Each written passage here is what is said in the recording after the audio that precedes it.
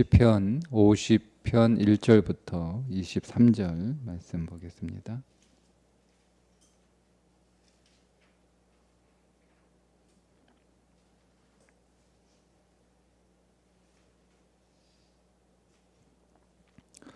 전능하신 이 여호와 하나님께서 말씀하사 해 돋는 데서부터 지는 데까지 세상을 부르셨도다.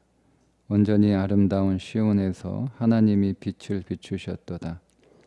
우리 하나님이 오사 잠잠하지 아니하시니 그 앞에는 삼키는 불이 있고 그 사방에는 광풍이 불리로다.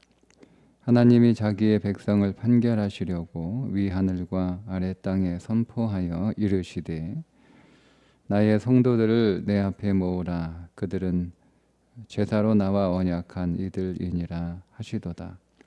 하늘이 그의 공의를 선포하리니 하나님 그는 심판장이심이로다. 내 백성아 들을지어다. 내가 말하리라. 이스라엘아 내가 네게 증언하리라. 나는 하나님 곧 네 하나님이로다. 나는 네 재물 때문에 너를 책망하지는 아니하리니 네 번제가 항상 내 앞에 있음이로다.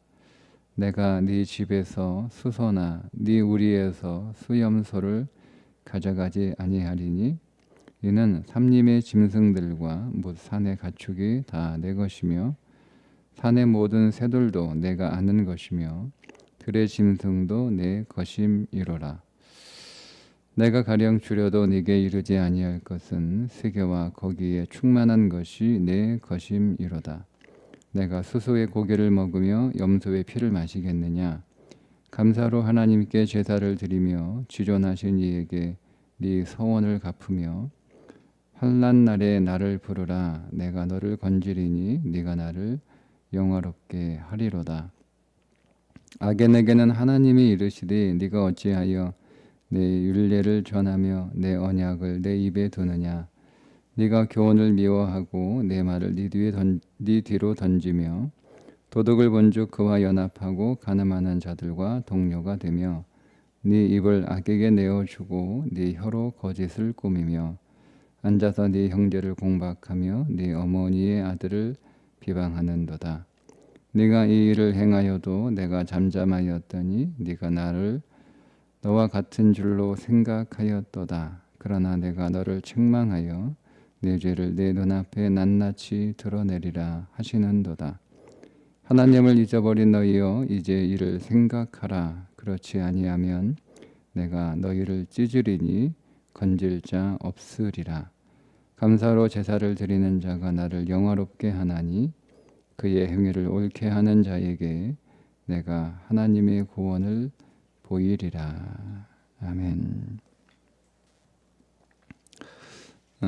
어제 49편에서 우리는 이 땅에서 하나님 나라에서도 통하는 삶을 살아야 된다라고 함께 말씀을 나누었습니다. 오늘 이어지는 50편은 어쩌면 49편에 이어지는 말씀이기도 한데 그러면 이 땅에서 우리가 하나님 나라에서도 통하는 삶을 살아야 한다면 그 삶은 어떤 삶인가에 관하여 말씀하시는 내용이다라고 할 수 있습니다. 하나님 나라에서 통하는 삶이라고 해서 우리가 잘못 생각하면 우리가 열심히 신앙생활하면 되는구나 이렇게 생각하는 것이 종교생활하는 것으로 치우칠 수 있다라는 겁니다. 50편에 있는 말씀은 우리가 하나님 앞에 예배를 드리는데 그 예배에 형식은 있는데 마음은 없는 예배, 그 예배를 하나님이 책망하시는 내용으로 볼 수 있습니다.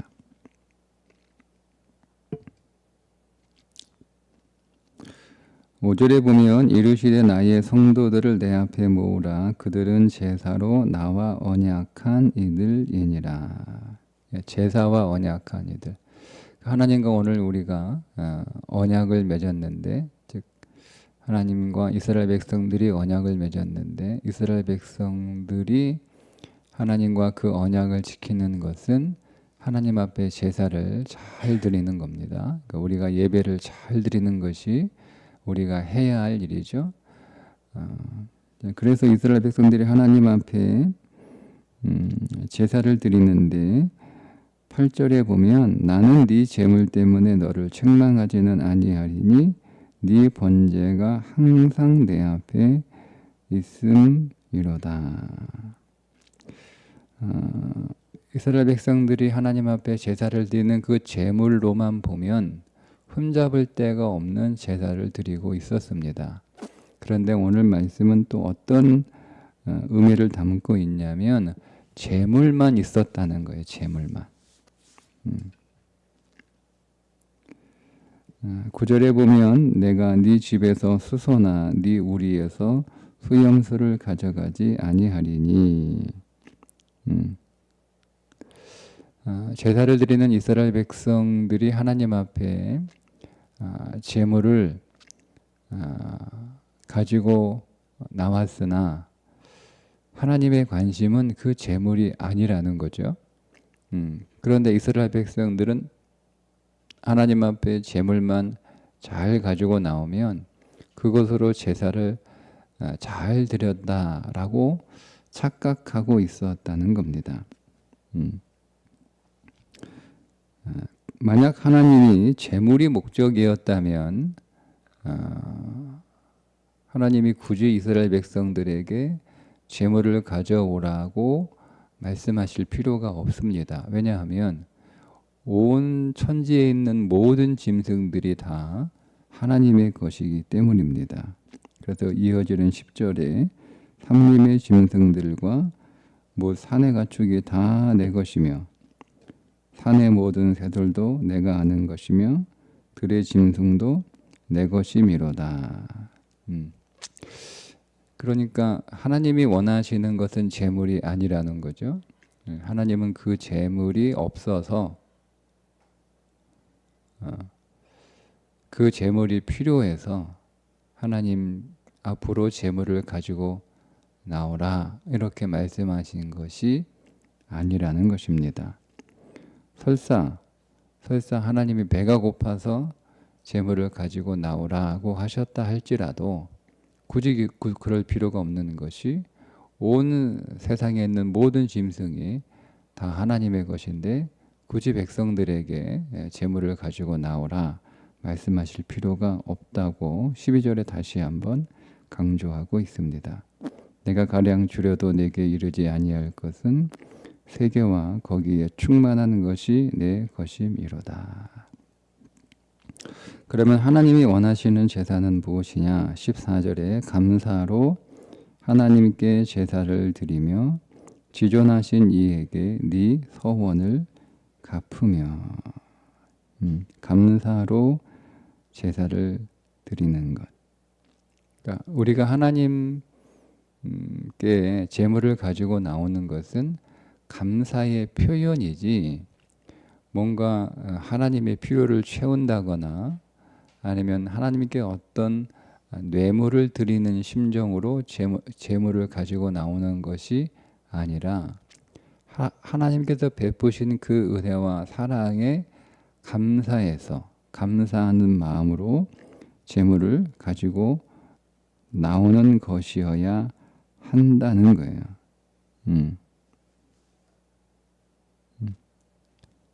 하나님이 원하시는 것은 제물이 아니라 그 제사를 드리는 백성들의 진정한 마음이라는 거죠. 그런데 이 감사라고 하는 이 단어는요,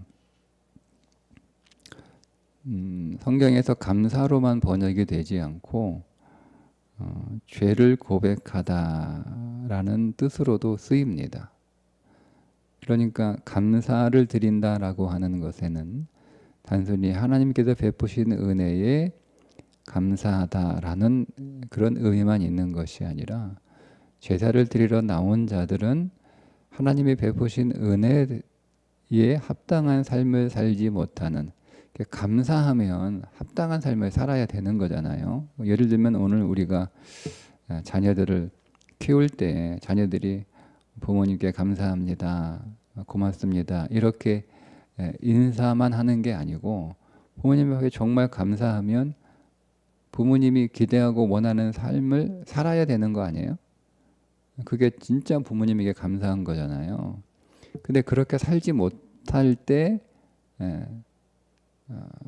자기가 부모님의 기대에 충족되지 못한 것에 대하여 뉘우침이 있어야 되는 것처럼 하나님이 오늘 우리에게 베푸신 그 은혜에 대한 하나님의 기대가 있잖아요. 하나님이 오늘 너무 넘쳐나서 너 부족한 게 없고 모든 것들이 다 넘쳐나니까 그냥 막 이렇게 사람에게 나누어지는 그런 은혜와 그런 사랑은 아니잖아요. 여러분, 하나님의 은혜에는 우리에게 어떤 기대가 있는 거예요. 기대. 그러니까 우리는 그 기대에 부응하는 삶을 살아야 되는 거죠. 그 삶을 살지 못할 때 우리는 하나님 앞에 그런 삶을 살지 못했다라고 하는 뉘우침이 있어야 되는 거예요. 그게 감사에 포함되어 있어야 되는 거죠. 그래서 뒤에 네 소원을 갚으며라고 다시 부연해서 설명하고 있는 것입니다.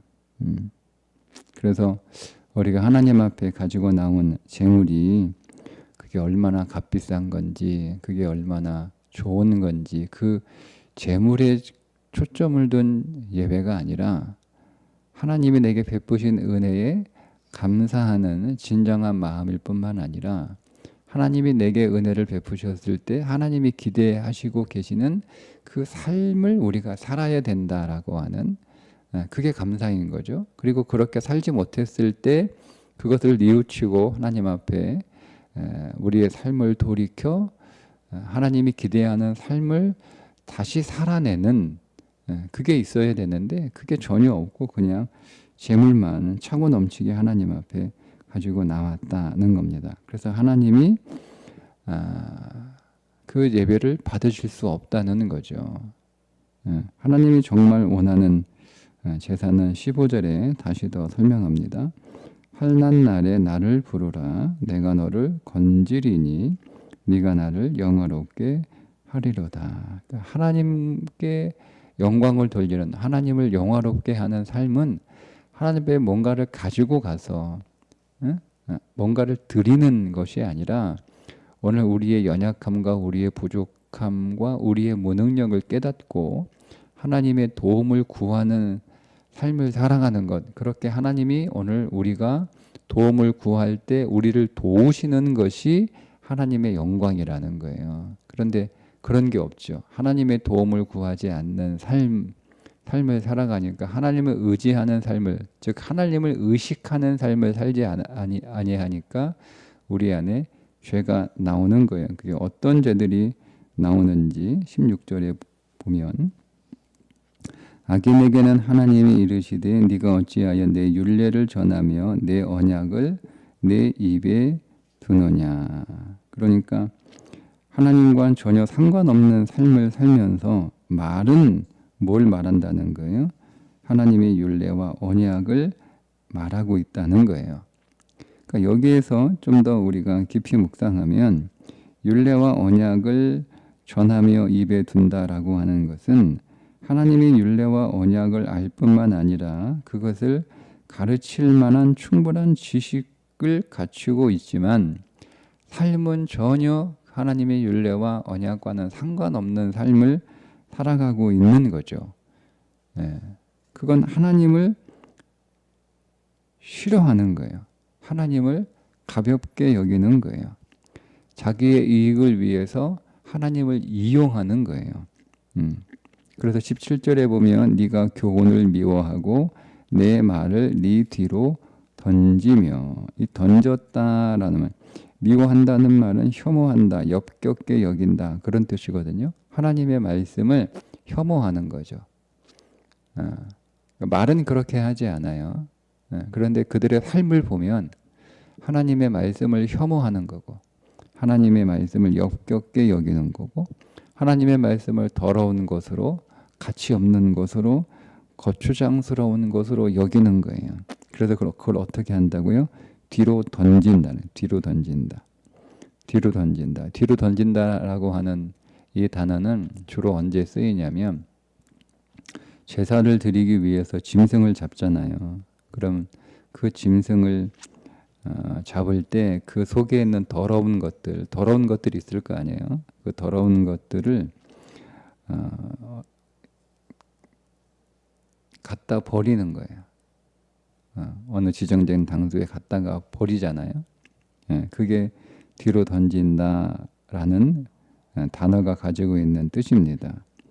그러니까 하나님의 말씀을 잘 알 뿐만 아니라 심지어 그 말씀을 가르칠 수 있을 정도로 알고 있는 사람이 하나님의 말씀에 대해서 정작 그 자신은 그 말씀을 무가치하는 것이고 역겨운 것이고 혐오스러운 것이고 거추장스러운 것이고 그래서 그 말씀을 살지는 않아요.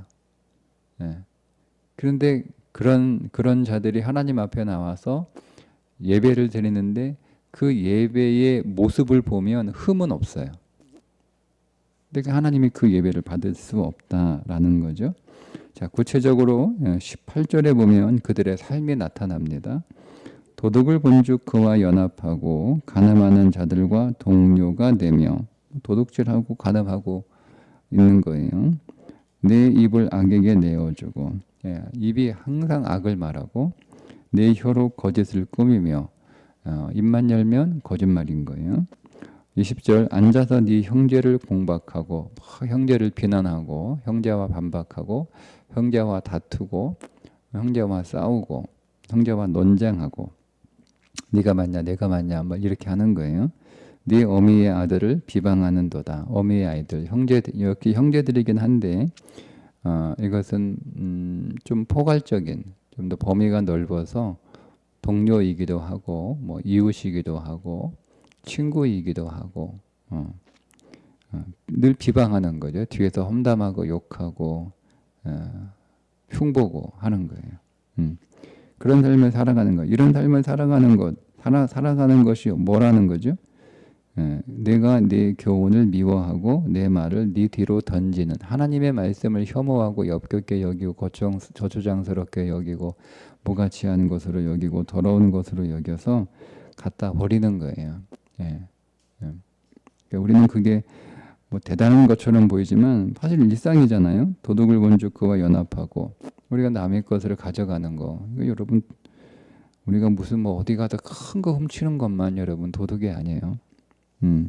가늠하는 자들과 동료가 되며, 세상을 사랑하는 게 가늠하는 거 아니에요? 입을 벌려 악에게 내어주고 그 말에 진실함이 없고 항상 죄만 있는 거예요. 악만 있는 거예요. 내 혀로 거짓을 꾸리며, 그 혀가 항상 거짓말을 하는 거죠. 없는 말 지어내고 부풀려서 얘기하고 과대하게 얘기하는 거, 이게 다 거짓말입니다. 형제를 공박하고 어미의 아비를 비방하는 거, 이게 우리가 그냥 우리의 일상에서 일어나는 별로 대단한 잘못은 아니잖아요. 근데 성경은 그렇게 보고 있지 않다라는 거예요. 자, 근데 더 뒤에 또 우리가 긴장해야 될 말씀이 나와요. 내가 이 일을 행하여도 내가 잠잠하였더니, 막 그런 일을 행해도 내 인생에 별 탈이 없어요. 막 하늘에서 벼락이 떨어져 가지고 내가 벌을 받으면 정신을 차릴 텐데 그런 일은 없어요. 하나님이 가만히 계신다는 거죠. 그러니까 어떤 생각에 빠지냐면 네가 나를 너와 같은 줄로 생각하였도다. 그러니까 하나님이 침묵하시고 계시는 것을 하나님이 그 죄를 묵인하거나 하나님이 그 죄를 용서하셨다라고 착각하는 거예요. 그런데 하나님이 잠잠하시는 것은 기다리시는 거예요. 회개하고 돌아오기를 기다리시는 것이지, 하나님이 내 죄에 대하여 동의하시거나 아니면 용서하셨다라는 뜻은 아닙니다. 그러나 내가 너를 책망하여 내 죄를 네 눈앞에 낱낱이 드러내리라. 하나님이 반드시 그 죄를 드러내십니다. 자, 그때 어떤 일이 벌어지게 되느냐? 22절입니다. 하나님을 잊어버린 너희여, 이제 이를 생각하라. 그렇지 아니하면 내가 너희를 찢으리니 건질 자가 없으리라.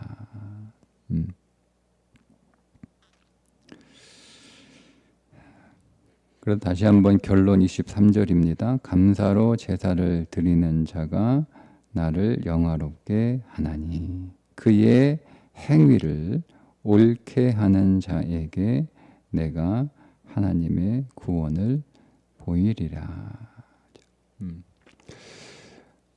바울이 은혜라고 하는 단어를 썼을 때 바울 시대의 은혜라고 하는 단어는 선물이지만 그 은혜를 베풀었을 때 그 은혜를 베푼 사람은 기대를 갖고 은혜를 베풀어요. 그게 바울이 은혜라고 하는 단어를 썼을 때 그 시대의 사람들이 사용했던 은혜라는 단어의 의미입니다. 큰 귀족이 혹은 왕족이 커다란 체육관을 하나 지어줬어요. 네. 그거는 그게 다 이제 개인 돈으로 지어준 거예요. 뭐 국가의 돈으로 그걸 지어준 게 아니고 개인 사비로 그런 일들을 많이 했어요. 그 당시 시대에.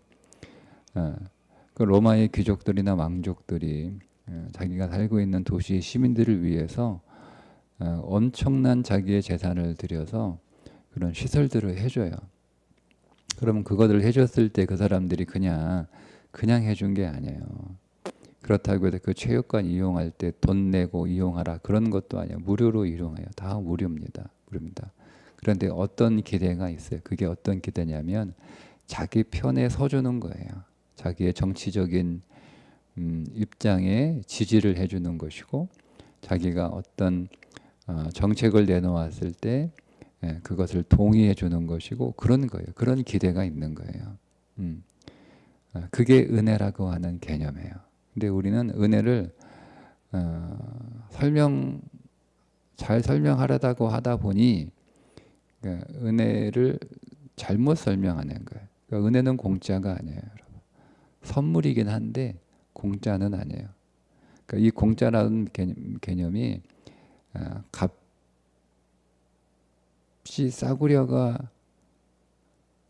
아니라는 거예요. 싸구려라는 뜻이 아니에요. 그러니까 우리가 그 은혜를 갚을 수가 없다는 의미예요.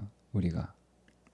그런데 하나님이 오늘 우리에게 은혜를 베푸셨을 때 어떤 기대가 있으셨거든요. 그 기대가 뭐냐면 우리가 하나님의 백성다운 삶을 살아가는 거예요.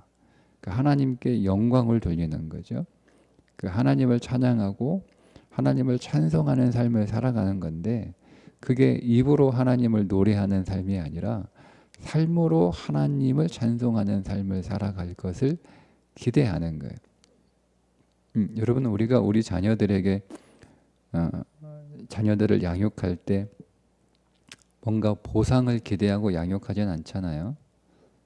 우리가 자녀들한테 태어날 때부터 계속 들었던 돈들을 여러분 다 가계부에다 다 적어놓고 아이들 나중에 취업해서 돈 벌면 그것 정리해 놓은 거 딱 아이들한테 주면서 너 키울 때 이만큼은 돈 들었으니까 앞으로 살면서 차근차근 갚아라 이렇게 하는 부모 없잖아요.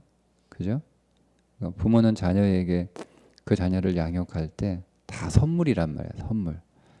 선물. 공짜로 주는 거던데 선물이에요. 선물. 공짜로 주신 거죠. 나중에 다 받을 거 계산하면서 주지는 않잖아요. 선물이에요. 그런데 부모가 자녀에게 그런 선물을 주면서 부모에게는 어떤 기대가 있잖아요. 그게 어떤 기대입니까? 아이가 잘 사는 거잖아요. 잘 사는 게 부모의 기대 아니에요? 내가 나중에 이렇게 됐으니까 내 생일 때 선물 가져오고 뭐 명절 때 선물 가져오고 그거를 기대하면서 아이들에게 돈을 들여 양육한 건 아니잖아요. 부모가 아이를 키울 때 기대가 있는 거예요. 똑같아요. 근데 그 아이가 선물은 가지고 와요. 때마다 선물은 챙겨서 용돈도 주고 좋은 선물도 막 두 손 무겁게 바리바리 해서 선물 가지고 와요. 그런데 그 자식이 세상에서 제대로 살지는 않아요. 남들한테 욕이나 먹고 남들 속이기나 하고 뒤에서 남들 험담이나 하고 남들하고 사람들하고 막 싸우기나 하고 거짓말하고 남들 거 속이고 남들 거 빼앗고 그러고 살아요. 그럼 여러분 그 사실을 알았을 때 뭐 그러거나 말거나 그 자식이 나한테 용돈만 많이 주고 선물만 많이 가져오면 나는 그만이다 이렇게 생각하는 부모는 정상이 아니죠? 그죠? 여러분 그렇습니까? 자녀들이 여러분한테 효도만 하면 그만이고 그 자식이 세상에서 어떤 삶을 살아가든 관심 없다 그런 부모 없잖아요. 모든 부모는 자기한테 선물이나 용돈을 덜 주더라도 밖에 나가서 세상에서 사람들한테 인정받고 사람들에게 칭찬받고 사람들이 좋아하고 사람들이 곁에 두고 싶어하고 사람들이 함께하고 싶어하고 그런 자식이 되는 게 더 좋잖아요. 설사 나한테 용돈 선물 덜 가지고 와도 똑같은 거예요. 예, 똑같은 거예요. 예.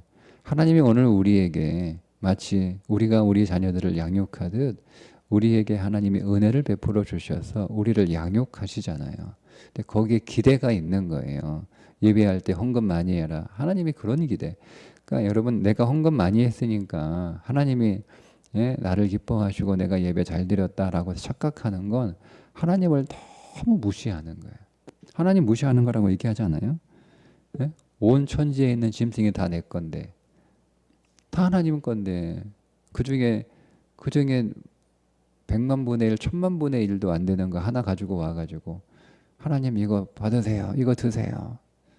라고 말하는 게 이게 얼마나 어이가 없는 거예요. 다 하나님 건데 다 하나님 건데 다 하나님 거예요. 내 것이 어디 있어요. 내가 가지고 나온 것도 하나님 거예요. 근데 내가 그 하나님한테 헌금 많이 했다고 내가 하나님 예배 잘 드렸다 생각하는 하나님은 정말 무시하는 거예요. 하나님한테 모욕이라는 사실을 여러분 아세요? 삶을 살아가지 않은 채 우리가 대단한 재물을 가지고 나왔다고 해서 하나님이 나를 기뻐하실 것이다 라고 생각하는 건 하나님을 모욕하는 거예요. 그래서 오죽했으면 하나님이 그런 예배 드리지 말라라고 말씀을 하셨겠어요. 그러니 하나님이 오늘 우리에게 은혜를 베푸셨을 때 하나님이 우리에게 기대하는 삶이 있다는 거야. 삶이. 그래서 우리가 드리는 예배는 대단한 재물을 가지고 나오는 예배가 아니고 로마서 12장 1절의 말씀이에요. 너희 몸을 하나님이 기뻐하시는 산 제물로 드리라는 거예요. 산 제물로 드리라는 거예요. 그러니까 하나님이 오늘 우리에게 기대하는 삶은요. 우리가 좋아하는 삶이 아니고 우리가 가볍게 쉽게 할 수 있는 삶이 아니에요. 내가 내 삶 속에서 재물이 되지 않으면 여러분의 가정에서 재물이 되지 않으면 좋은 가족으로 살 수 없어요. 여러분이 교회에서 재물 되지 않으면 좋은 성도로 살 수 없어요.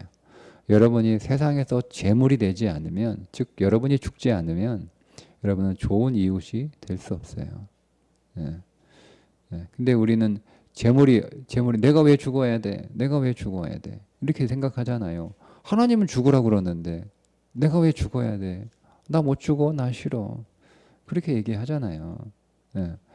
마치 내가 재물이 되어 죽는 건 부당한 것처럼 예수님이 십자가에 죽으신 건 정당한 거였습니까? 부당한 거예요. 그분이 죽으시는 것 자체, 그분이 인간으로 오신 것 자체가 부당한 거잖아요. 인간으로 오신 것 자체도 부당한 건데 그분이 죄인으로 오셨잖아요. 그건 더 부당한 거예요. 그렇게 죄인 취급 당하시는 것만으로도 상상할 수 없이 부당한 건데 그분이 십자가에서 죽기까지 하셨으니 이건 뭐 어떻게 설명할 수 없는 부당함이에요. 근데 뭐 우리가 억울하고 부당한 게 있어봐야 얼마나 대단한 거예요. 그런데 우리는 부당하다라는 거죠. 억울하다는 거예요. 그렇게 못 산다는 거예요. 그러니까 우리의 삶은 하나님이 기대하시는 삶을 살아낼 수 없는 거예요. 부당한 겁니다. 내가 죽는 건 부당한 거예요, 여러분. 내가 죽는 건 억울한 거예요. 억울한 거예요. 정당하지 않아요. 그러나 내가 하나님이 기뻐하시고 기대하시는 삶을 살아내야 한다면 우리는 그 부당함을 감수하고 억울함을 감수하고 그렇게 살아내야 되는 거예요. 그 삶의 끝에 하나님의 보상이 있는 거예요. 뭐 하나도 억울한 거 없고 하나도 부당 없고 나만 항상 공정하게 당당하게 살면 하나님 앞에 우리가 받을 보상이 하나도 없어요. 내가 되어 사는, 내가 죽는 삶이 없는데 하나님이 나한테 무슨 보상을 해주시겠어요? 없어요. 그런 삶은 없어요. 네. 그러니 오늘 저와 여러분이 하나님 앞에 예배 형식 당연히 흠이 없이 드려야 되죠. 그거는 아주 당연한 거예요. 요즘은 그렇게 예배 드리지도 않아요. 예. 거기다가 삶도 그렇게 안 사니 우리는 이 50편에 나와 있는 하나님의 말씀에 2배, 3배의 벌을 받아야 되는 사람들이에요. 하나님 앞에 드리는 예배가 흠이 없는 예배는 당연한 거고, 그 예배만 아니라 우리의 삶이 하나님 앞에 하나님이 기대하는 삶을 살아가는, 그게 감사로 예배를 드리는 거예요. 그게 진심으로 예배를 드리는 거예요. 하나님이 내게 베푸신 그 은혜가 너무 감사하고, 그것이 오늘 우리의 인생에 정말 큰 선물이라고 우리가 진심으로 믿는다면 하나님이 기대하시는 삶을 내가 살아가는 것, 그 예배까지 우리의 예배가 더 전진하고 더 나아갈 수 있기를 주님의 이름으로 축복합니다. 기도하겠습니다. 하나님 아버지, 오늘도 하나님 앞에 어떤 예배자로 살아야 되는지 말씀해 주시니 감사합니다. 우리의 예배가 하나님이 기대하시는 재물도 흠이 없을 뿐만 아니라 우리 자신도 하나님 앞에 흠이 없는 삶을 살아가도록 노력하고 애쓰고 진심으로 하나님 앞에 감사한 삶을 살아가는 살아있는 영적 예배자로 살게 하여 주옵소서. 예수님의 이름으로 기도합니다. 아멘.